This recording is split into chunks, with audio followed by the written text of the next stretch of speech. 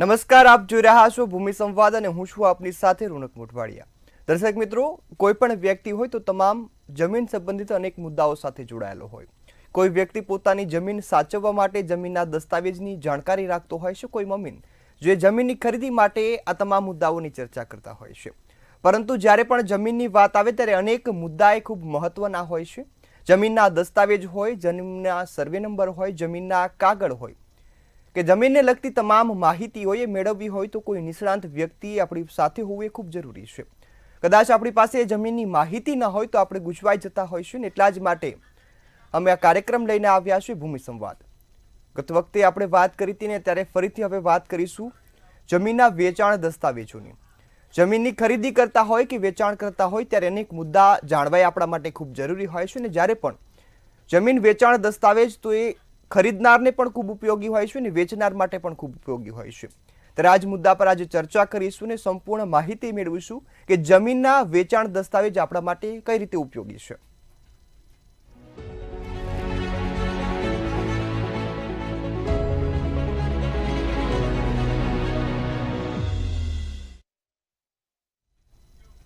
ત્યારે આજે આ જ મુદ્દા પર ચર્ચા કરવી છે કે જમીનના વેચાણ દસ્તાવેજ, અને આ મુદ્દા પર આપણી સાથે માહિતી આપવા માટે જોડાયા છે જમીનના જાણકાર અને એડવોકેટ નિરંજનભાઈ પંડ્યા. નિરંજનભાઈ, આપનું સ્વાગત છે મંતવ્ય ન્યૂઝ પર. નમસ્કાર દર્શક મિત્રો, અને નૂતન વર્ષ અભિનંદન સૌને હું પાઠવું છું. આગળ કાર્યક્રમ શરૂ કરશો. જી બિલકુલ. નિરંજનભાઈ, જમીનના વેચાણ દસ્તાવેજ આ શબ્દ સાંભળતા ઘણી વખત એવું મનમાં થાય કે વેચાણ એટલે કોઈ વસ્તુ વેચવી અથવા તો તેને ખરીદવી. તો આ વેચાણ દસ્તાવેજ શું હોય છે? હું સૌપ્રથમ આપને પ્રશ્ન પૂછવા માંગીશ. કોઈ પણ મિલકત એટલે જમીન કે મકાન જ્યારે પણ વેચાણ દસ્તાવેજ કરવાનો ઉપસ્થિત થાય ત્યારે એ એક પ્રકારનું તબદીલી ટ્રાન્સફર ઓફ પ્રોપર્ટી એક્ટ 1882 એને માટે ઘડાયેલો છે. એની અંદર ઘણી બધી વિગતો દસ્તાવેજની અંદર દર્શાવવાની હોય છે. જી બિલકુલ. નિરંજનભાઈ, સર્વે નંબર, રીસર્વે નંબર, ક્ષેત્રફળ, નવી શરત અને જૂની શરત આ વેચાણ દસ્તાવેજમાં કઈ રીતે મહત્વના છે? સૌથી પ્રથમ તો સર્વે નંબર કે રીસર્વે નંબર કે બ્લોક નંબર, જે અગાઉ આપણે વાતચીત થઈ છે તે મુજબ કોઈ પણ સર્વે નંબર જ્યારે કોઈ પણ જગ્યાનો એ સર્વે નંબરથી જ ઓળખાય છે, અને એ સર્વે નંબર આપણને નકશામાં આપણને ઉપલબ્ધ થતો હોય છે. સર્વે નંબર અને નકશો એ બંને એક જ રીતે આપણને ઉપયોગી થતું હોય છે. બીજું કે ઘણીવાર શું હોય કે કોમ્પ્યુટરાઇઝેશન જે રેકોર્ડ તૈયાર થયો એમાં જૂના સર્વે નંબરથી વધીને નવા રીસર્વે નંબર ઉપસ્થિત થયેલા છે. એટલે ક્યાંક એવું પણ થાય કે ક્ષેત્રફળમાં ફેરફાર આવતા હોય. કેટલીક વાર એવું પણ બને કે જૂની શરતને બદલે નવી શરત લખાઈ ગઈ હોય, ભૂલ પણ થયેલી હોય.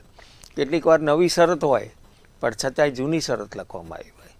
એટલે પૂરેપૂરું જ્યાં સુધી બરોબર રેકર્ડ ચેક કરવામાં ના આવે ત્યાં સુધી તમામ એ રેકર્ડ ઉપસ્થિત થતું નથી, અને કાં તો ખોટું થાય, કાં તો આપણને ખોટી જાણકારીની હિસાબે દસ્તાવેજ રદ થાય કે સરકાર દાખલ થઈ જતી હોય છે. ત્યાર પછીની વાત આવે છે ક્ષેત્રફળ. હવે ક્ષેત્રફળ દરેક વસ્તુનું ક્ષેત્રફળ હોય છે જ, એટલે દરેક ચોરસ મીટર લખવામાં આવતા હોય છે. ત્યાર પછી જે ગણીએ છીએ કે નવી શરત, પ્રતિબંધિત સત્તા પ્રકાર કે સત્તા પ્રકાર, જે દર્શાવવામાં આવે છે નવી શરતની જમીન હોય તો કોઈ પણ પ્રકારે વેચાણ થતું નથી, પ્રતિબંધિત સત્તા પ્રકાર હોય તો પણ થતું નથી. એનું માત્ર એક જ કારણ હોય છે કે જે નવી શરતની જે જગ્યા છે જ્યાં સુધી જૂની શરતમાં તબદીલી ના થાય ત્યાં સુધી એ નવી શરત જ ગણાય છે. એટલે નવી શરતની જમીન જો ખરીદવામાં આવે તો તે એ સરકારશ્રી દાખલ કરવામાં આવતી હોય છે, અથવા અન્ય રૂપે એને મહેસૂલી કાયદાનો ભંગ થતો જણાય છે. જી બિલકુલ. નિરંજનભાઈ, અહીં આપે ક્ષેત્રફળની વાત કરી ત્યારે મારા મનમાં એક સવાલ આવ્યો કે જ્યારે પણ જમીનની વાત થતી હોય ત્યારે માત્ર ચોરસ મીટરમાં જ એ માપણી કેમ થતી હોય છે? સાચી વાત છે કે ઘણીવાર આપણે બોલતા હોઈએ છીએ, જૂના દસ્તાવેજો આપણે કાઢીએ તો તેની અંદર લગભગ ક્યાં તો એકર ગુંઠામાં હોય કાં તો વીઘા વસામાં હોય, તો એ પછી જ્યારે માપણીનું રેકર્ડ તૈયાર થયું તે દશાંશ પદ્ધતિ પ્રમાણે આ રેકર્ડ ઉપસ્થિત થયો, જેમાં ચોરસ મીટરનું જ એક માપ નક્કી કરવામાં આવ્યું. આના માટે હું કહી શકીશ કે આપણે દાખલા તરીકે પેટ્રોલ પંપ ઉપર જઈએ તો કહીએ કે 1 કિલો મને પેટ્રોલ પંપ આપો, પેટ્રોલ આપો એવું કહીએ છીએ, તો પણ એ આપતા નથી, કારણ કે દશાંશ પદ્ધતિ મુજબ આપણે જે લીટર પ્રમાણે માગણી કરવાની હોય છે. એવી જ રીતે અહીંયા પણ એવું છે કે ચોરસ મીટરમાં જ તમારે દસ્તાવેજ કરવાનો થાય છે, ન ચોરસ ફૂટ કે ન વીઘા વસા કે ન એકર ગુંઠામાં. આ માપ તમારે માત્ર ચોરસ મીટરમાં દર્શાવવાનું રહેશે. જી બિલકુલ. નિરંજનભાઈ, અહીં સવાલ એ પણ થાય કે જમીનનો આપણે વાત કરતા હોય ત્યારે એક અવેજ શબ્દ આવે, તો આ અવેજ શબ્દ શું છે ને તેનો અર્થ શું થાય? અવેજ એટલે જે કોઈ પણ કન્સિડરેશન જેને કહેવાય ઇંગ્લિશમાં, એટલે કોઈ પણ જાતનો અવેજ આપ્યા વિનાનો દસ્તાવેજ થાય નહીં. દાખલા તરીકે આપણે એમ કહીએ કે કુદરતી પ્રેમ અને લાગણીને કારણે હું મારા પિતાને અથવા પિતા મને એ વેચાણ દસ્તાવેજ કરતા હોય છે, બરાબર, તો એ બની શકે, તો તેમાં કોઈ આપણો અવેજ જતો નથી કે આવતો નથી. કેટલીક વાર એવું બને કે અવેજ બતાવવામાં આવ્યો કાં તો બહુ જ થોડો બતાવ્યો, એની સાથે જો જોડાયેલી વસ્તુ હોય તો જંત્રી છે. દરેક ગામ, દરેક સર્વે નંબર દીઠ જંત્રી શબ્દ અમલમાં આવેલો છે. એ જંત્રીના આધારે તમે જમીન મકાનની દસ્તાવેજ પૂર્ણ કરી શકો છો. એમાં જે અવેજ દર્શાવેલો હોય એ અવેજ ઘણીવાર રોકડમાં બી બતાવેલો હોય છે, ઘણીવાર ચેકથી દર્શાવેલો છે. હવે ચેકથી જ્યારે દર્શાવવામાં આવે તો એ ચેક એને આપણા ખાતામાં ક્લિયર થાય છે કે કેમ, એ પણ બહુ મહત્ત્વની વસ્તુ છે. કેટલીક વાર પોસ્ટ ડેટેડ ચેક આપ્યા હોય કે અમુક વખત પછી તમે જમા કરાવો, તો આવું પણ બનતું હોય છે. કેટલીક વાર એવું પણ હોય કે રોકડા હોય. હવે રોકડાની કોઈ એન્ટ્રી ઘણીવાર નથી હોતી. હવે 2 લાખ રૂપિયા કરતાં વધારે તમારે જો આપવાના હોય તે માત્ર ચેકથી જ તમારે આપવા જોઈએ, એવો કાયદા, ઇન્કમટેક્સનો કાયદો 268માં જણાવ્યા પ્રમાણે કહેવામાં આવેલ છે. જી બિલકુલ. નિરંજનભાઈ, અહીં જ્યારે જમીન દસ્તાવેજની વાત થતી હોય તો ઘણી વખત સહીનો મુદ્દો ખૂબ ચર્ચામાં રહેતો હોય છે, ત્યારે વાત કરીએ કે તમામ જો ખાતેદારોની સહી જરૂરી છે ખરા? હા, જે ગામ નંબર 7-12માં જે વ્યક્તિઓનું નામ ચાલતું હોય, દાખલા તરીકે 5 સહહિસ્સેદાર છે, તો 5ની સહી, ફોટા, તેમના સિગ્નેચર અથવા તો એને અંગૂઠાના નિશાનની જરૂરિયાત છે. 32 જણાવેલું છે, એ 32 પ્રમાણે એની અંદર વિગતો દર્શાવેલી છે. એ મુજબ તમારે અંગૂઠો કરવાનો આવે, સહી પણ કરવામાં આવે. માની લો કે 5માંથી 4 વ્યક્તિ સહી કરે છે અને 5મી વ્યક્તિ ના પાડે છે, તો તેને એક કબૂલાત લેખ કરાવવો પડે કે આ દસ્તાવેજ જે કરવામાં આવે છે એ હું મારી જાણમાં છે અને મને કોઈ વાંધો નથી, તો એ યોગ્ય ગણાશે. જી બિલકુલ. આ સાથે નિરંજનભાઈ, આપણે ગયા વખતે પણ વાત કરી હતી પાવર ઓફ એટર્ની, ત્યારે ફરીથી હું આપને પૂછવા માંગીશ કે જો આવા કિસ્સામાં પાવર ઓફ એટર્ની હોય તો શું કરવું જોઈએ? પાવર ઓફ એટર્ની સૌથી પહેલી વાત એ કે ઘણીવાર શું થાય કે પાવર ઓફ એટર્ની ગુજરી ગયો હોય તો એ પાવર ઓફ એટર્ની ત્યાંથી એ રદ થઈ જતો હોય છે. પણ કેટલાક કિસ્સામાં એવું છે કે પાવર ઓફ એટર્ની કેમ આપવામાં આવે કે ઓન બિહાફ ઓફ મી, એટલે મારા વતી આ વ્યક્તિ સહી કરી શકશે એવું થઈ શકે. એ લોહીના બ્લડ રિલેશનમાં હોય ત્યારે આ પ્રશ્ન રહેતો નથી. પણ જો ત્રાહિત વ્યક્તિને પાવર ઓફ એટર્ની આપવામાં આવ્યો હોય, દાખલા તરીકે હું રોનકભાઈને પાવર આપું છું, રોનકભાઈ એ પાવરથી બીજી વ્યક્તિને દસ્તાવેજ કરે છે, તો એ દસ્તાવેજમાં સ્ટેમ્પ ડ્યુટી ભરવાનો પ્રશ્ન આવે, કારણ કે મારી પાવર ઓફ એટર્નીના આધારે એ રોનકભાઈ ત્રાહિત વ્યક્તિને આપે છે. એટલે અહીંયા ફેરફાર, તબદીલી 2 રીતની થાય. મેં રોનકભાઈને આપી, રોનકભાઈ ત્રાહિત વ્યક્તિને વેચાણ કરે છે, એટલે 2 વાર સ્ટેમ્પ ડ્યુટી ભરવાનો પ્રશ્ન ઉપસ્થિત થાય છે. પાવર ઓફ એટર્નીમાં જોતા પહેલાં એ કયા પ્રકારનો પાવર છે એ જોવાનો. સાદો પાવર છે એટલે જનરલ પાવર ઓફ એટર્ની છે. કેટલાક રદ ન થઈ શકે તેવો પાવર ઓફ એટર્ની હોય, કેટલાક રદ થઈ શકે તેવો પાવર ઓફ એટર્ની હોય. જનરલ પાવર ઓફ એટર્નીમાં શું હોય કે માત્ર એને સત્તા આપેલી હોય કાર્ય કરવા માટેની, કે તમે આ મારા વતી રેકર્ડ લઈ આવશો, રેકર્ડમાં સહી કરી શકશો, આવી બધી વાત હોય. કેટલીક વાર એવું પણ હોય સ્પેસિફિક પાવર ઓફ એટર્ની, એની અંદર એવું લખવામાં આવે કે આ જમીનનું વેચાણ કરી શકશે, તો એવા સ્પેસિફિક પાવર ઓફ એટર્ની કહી શકાય છે. જી બિલકુલ. નિરંજનભાઈ, અહીં પાવર ઓફ એટર્નીની વાત કરી ત્યારે મારા મનમાં વધુ એક સવાલ એવો થયો કે જે પહેલા આપણે કોઈ પણ જમીનનું વેચાણ થાય અથવા તો ખરીદવાની હોય ત્યારે લખાણ કરતા, પરંતુ અત્યારે એની શું પ્રક્રિયા છે? અત્યારે જો કોઈ પણ વેચાણ દસ્તાવેજ લખવાનો હોય, કરવાનો હોય, તો સૌથી પહેલાં સૌથી પહેલી વાત કે સબ રજિસ્ટ્રાર કચેરીનું જે કંઈ પણ રેકર્ડ હોય, કેટલુંક રેકર્ડ એવું છે કે જે એને રજિસ્ટર્ડ ના થયું હોય, કેટલાક રેકર્ડ એવા છે કે જેને રજિસ્ટ્રેશન કરાયેલું હોય. દાખલા તરીકે બાનાખત દરેક કિસ્સાની અંદર એ રજિસ્ટ્રેશન કરાયેલું હોતું નથી. તેવી જ રીતે દાખલા તરીકે વિલ વસિયત, એની પણ નોંધ એ રજિસ્ટર્ડ થયેલી નથી હોતી, પરંતુ એ માની લેવામાં આવે છે કે આના આટલા વારસદારો છે અને અથવા આના વારસદાર નથી. તો એ વિગતો આપણે સબ રજિસ્ટ્રાર કચેરીમાંથી મેળવવી પડે, અને જો ના હોય તો જે આપણે વેચનાર છે એની પાસેથી તમામ રેકર્ડ ઉપલબ્ધ હોય તેના આધારે આપણે વેચાણ દસ્તાવેજ કરી શકતા હોઈએ છીએ.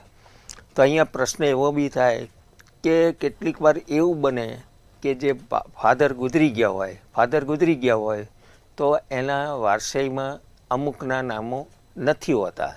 કેટલીક વાર એવું બને કે કાકા બાપાના દીકરાઓ જે સંયુક્ત માલિકીની જગ્યા હોય, તો ત્યારે પણ એવું બનતું હોય છે કે એમાં પૂરેપૂરી વારસાઈ થયેલી હોતી નથી. તો આવા કિસ્સાની અંદર આપણે તમામ રેકર્ડ જોવું પડે. બીજી વાત એ છે કે રેકર્ડ જોયા પછી ક્ષેત્રફળ ઘણીવાર નથી મળતું. કેટલીક વાર એવું બને કે માપણી કરતાં 5000 ચોરસ મીટર આવે છે અને રેકર્ડની અંદર 4500 ચોરસ મીટર. તો આ બંને વચ્ચેનો જે 500 ચોરસ મીટરનો આવ્યો એ કઈ રીતે આપણે એને રિઝોલ્વ કરવો? દાખલા તરીકે આપણે માપણી કરીને કરી શકીએ, ક્યારેક એવું બને ખાનગી માપણી કરાવીએ, અથવા જે જૂના રેકર્ડના આધારે આપણે જે રેકર્ડ છે એ રેકર્ડ મેળવીને સાચું શું છે એ પરિસ્થિતિનો ખ્યાલ કરવો પડે, અને એના આધીન તમે નવો દસ્તાવેજ કરી શકો છો. જી બિલકુલ. નિરંજનભાઈ, અહીં આપણે ખૂબ મહત્વની વાત કરી કે ઘણી વખત ખરેખરમાં જમીન વધુ હોય અથવા તો ઓછી હોય ને દસ્તાવેજમાં માપણી સમયે કદાચ કોઈ ગડબડ થઈ હોય ને તેના કારણે એ જમીન દસ્તાવેજ કરવા અથવા તો તેના ભાગલા પાડવામાં ઘણી વખત તકલીફ પડતી હોય છે. તો એવા સંજોગોમાં આપણે શું કરવું જોઈએ? કારણ કે દસ્તાવેજ કરવા જઈએ ત્યારે માત્ર 5 વીઘા છે, પરંતુ ખરેખરમાં જગ્યા 5.5 વીઘા છે, તો શું કરવાનું? તો આવા કિસ્સાની અંદર જે જરૂરી રેકર્ડ છે એ જમીન માપણી નિરીક્ષક શ્રી એટલે district inspector land record Shri તરફથી માપણી કરવા માટે અરજી કરવાની. આ અરજી તમે 2 રીતે કરી શકો છો. એક ઓનલાઈન તમે અરજી કરી શકો છો અને એક રૂબરૂ જઈને તમે અરજી કરી શકો છો. હવે આની સાથે સંલગ્ન રેકર્ડ તમારી પાસે જે હોય, દાખલા તરીકે 7/12 છે, હકપત્રક છે કે 8 છે, એ તમામ વિગતો એની અંદર જોડવાની હોય છે. ત્રીજું કે એની અંદર જે માપણીનો તમને ખબર પડી છે એ રેકર્ડ કે 5 વીઘાની જગ્યાએ 3 વીઘા થાય છે કે 4.5 વીઘા થાય, તો એ જે વિગત છે એ કેવી રીતે તમને પ્રાપ્ત થઈ તે પણ જોવામાં આવે. હવે જે માપણી કરવાની થશે ત્યારે જૂના ટિપ્પણને આધારે એ માપણી થશે, એટલે એ ટિપ્પણ કેટલું અને કેવું સત્ય છે એનો પણ ખ્યાલ આવશે. કેટલીક વાર જૂના ટિપ્પણમાં પણ ભૂલ આવતી હોય છે, પણ એ ભૂલ સામાન્ય રીતે હોતી નથી, કારણ કે જૂનું રેકર્ડ હંમેશા સાચું છે એમ સમજીને ચાલવામાં આવતું હોય છે. એટલે જમીન માપણી કર્યા પછી આપણે નક્કી કરવાનું હોય છે કે ખરેખર આપણી જમીન કેટલી છે. આમ માની લો કે રેકર્ડમાં તો ભલે ને જેટલી લખી હોય તે, પણ એનો મતલબ એવો નથી કે એટલી થઈ ગઈ. હવે જ્યારે નવું રેકર્ડ આવે એને આધીન જ તમારે દસ્તાવેજ કરવા, જેથી કોઈ પણ પ્રકારનો સુધારાનો દસ્તાવેજ થાય નહીં. જી બિલકુલ. નિરંજનભાઈ, અહીં જમીનની વાત થતી હોય ત્યારે ઘણી વખત આપણે શબ્દ સાંભળ્યો છે સાક્ષી. તો આવા કિસ્સાઓમાં આપણે સાક્ષી કોને ગણી શકીએ? વેચનાર, ખરીદનાર કે કોઈ અન્ય? જ્યારે જમીન વેચાણ કે મકાનનો દસ્તાવેજ થતો હોય ત્યારે સાક્ષી આપણે લઈ જવાનો હોય છે. ખરીદનાર તરફથી એક અને એક વેચનાર તરફથી બે, એમ બે અલગ અલગ આપણને સાક્ષી તરીકે લઈ જવાના છે. સાક્ષીની સાથે એનું આધાર કાર્ડ અને બંનેના આધાર કાર્ડ હોવા જરૂરી છે. અને એ સાક્ષીમાં કંઈક પણ જાતની કોઈ પણ છેતરપિંડી કે ભોગ બને તો સૌથી પહેલાં આ સાક્ષીને બોલાવવામાં આવતા હોય છે. એના આધીને આપણને ખબર પડતી હોય છે કે આ દસ્તાવેજમાં શું ભૂલો થઈ છે અથવા તો કેવી રીતે આમાં છેતરપિંડી થઈ છે. જી બિલકુલ. નિરંજનભાઈ, અહીં સાક્ષીનો મુદ્દો આપે ખૂબ સરસ સમજાવ્યો કે જ્યારે પણ છેતરપિંડી થતી હોય ત્યારે સાક્ષી ખૂબ જ કામ લાગતું હોય છે. ત્યારે હવે મારા મનમાં આ વચ્ચે એક સવાલ પણ થયો કે સાક્ષી પણ લઈ ગયા, દસ્તાવેજ પણ કરાવ્યા, પરંતુ જે વ્યક્તિ પહેલી વખત જમીનની ખરીદી કરે છે અથવા તો વેચાણ કરે છે તેને દસ્તાવેજના નિયમો વિશે ખબર નથી હોતી. તો એ નિયમો શું હોય છે હું આપની પાસેથી જાણવાનો પ્રયાસ કરીશ. સામાન્ય રીતે કોઈ પણ પ્રકારનો જમીનનો કે વેચાણ દસ્તાવેજ થતા હોય તો એ આપણે વકીલશ્રીની દ્વારા જ થતો હોય છે. આમ તો કોઈ એવું જરૂરી નથી કે વકીલ જ લખે કે તો જ થાય, એવું નહીં. પોતે જાતે પણ ડ્રાફ્ટ કરીને કરી શકે છે. પણ કેટલીક વસ્તુ એવી છે કે જેમાં આપણને ભૂલ થવાને પાત્ર હોય છે, એ આની આપણને પ્રોસિજર ખબર નથી હોતી, એને કારણે ભૂલો થાય તો આપણને પણ મુશ્કેલી ઉપસ્થિત થાય. જેમ કે દાખલા તરીકે વેચાણ દસ્તાવેજની આપણે વાત કરીએ તો બધું જ બરાબર લખ્યું હોય, પરંતુ ચતુર્દિશા જેને કહીએ એ ચતુર્દિશા બરાબર ના લખાઈ હોય. ઘણીવાર એવું હોય છે કે વકીલોની પણ આવી ભૂલ થતી હોય છે. ચતુર્દિશા કેવી રીતે લખવી એ નકશાને આધીન એ લખવાની હોય છે. ઉત્તરમાં શું, પૂર્વમાં શું, પશ્ચિમમાં શું, દક્ષિણમાં શું, રોડ આવતો તો રોડ, અંદર ખેતરની અંદર કૂવો હોય તો કૂવો, આ બધી વિગતો દર્શાવવાની છે. કેટલીક વાર એવું પણ હોય કે દસ્તાવેજમાં એ જે આપણે ખેતર છે એની અંદર કોઈ મકાન રાખ્યું હોય, મકાન હોય, ખેતીવાડીના સાધનો, ઓજાર, તો એ પણ દર્શાવવામાં આવતું નથી હોતું કે ખરેખર દર્શાવવું એ હિતાવહ છે. કેટલીક વાર એવું પણ બનતું હોય છે કે ફળાઉ ઝાડની પણ એવા અંદર વિગતો દર્શાવતા નથી, કે દર્શાવવી જોઈએ. ત્યાર પછી કેટલીક વાર એવું હોય કે જે એના બીજા હકની અંદર જે વિગતો છે, જેમ કે કોઈ કાયદાની રૂએ કોઈ કોર્ટ કેસ ચાલી ગયો હોય તો તેની છણાવટ કરીને એનું પણ વિગતવાર વર્ણન કરવું જોઈએ કે જેથી ફરી પણ પાછું વેચાણ કરવાનો પ્રશ્ન ઉપસ્થિત થાય તો એની અંદર તમામ વિગતોનો સમાવેશ થવો જોઈએ. કેટલીક વાર એવું પણ બને કે જે તમે દર્શાવી છે 12 નંબરની વિગતોમાં સામાન્ય વિગતો એ રહી જતી હોય છે. એટલે ચતુર્દિશા બી એટલી જ ઇમ્પોર્ટન્ટ છે, એટલો જ હવે જ ઇમ્પોર્ટન્ટ છે. તેમજ સર્વે નંબર ને રીસર્વે નંબર એ બી અગત્યનો છે, એમ દર્શાવવી જરૂરી છે. જી બિલકુલ. નિરંજનભાઈ, અહીં આપે દસ્તાવેજના નિયમો વિશે વાત કરી ત્યારે એક સવાલ એ પણ ઊભો થાય કે દસ્તાવેજ કરતી વખતે કઈ બાબતોનું ધ્યાન રાખવું? ઘણી વખત છેતરપિંડીના કિસ્સા બનતા હોય, ઘણી વખત જમીન ઓછી વધઘટ નીકળતી હોય. જો આ દસ્તાવેજ થતા હોય ત્યારે ખાસ કઈ કાળજીઓ રાખવી? સૌથી પહેલાં તો જ્યારે પણ વેચાણ દસ્તાવેજ થતો હોય ત્યારે હંમેશા ઘણીવાર વકીલ પણ આવું કરતા હોય છે કે છેલ્લા ટાઈમે તમને આખો દસ્તાવેજનો ડ્રાફ્ટ બતાવે. એ દસ્તાવેજની અંદર ક્યાં તો ઉંમર ઘણીવાર પુખ્ત લખેલું હોય, ખરેખર ઉંમર તમારી જે હોય તે દર્શાવવી જોઈએ. બીજા નંબરમાં કે ઘણીવાર એવું બને કે રેસિડેન્શિયલ એડ્રેસ ના લખેલું હોય. દાખલા તરીકે વેચનાર વ્યક્તિનું તો બરાબર છે, પણ જે ખરીદનાર હોય એનું પણ સરનામું નથી લખેલું હોતું. તો આ પણ એક વસ્તુ જે નિવારવા જોઈએ.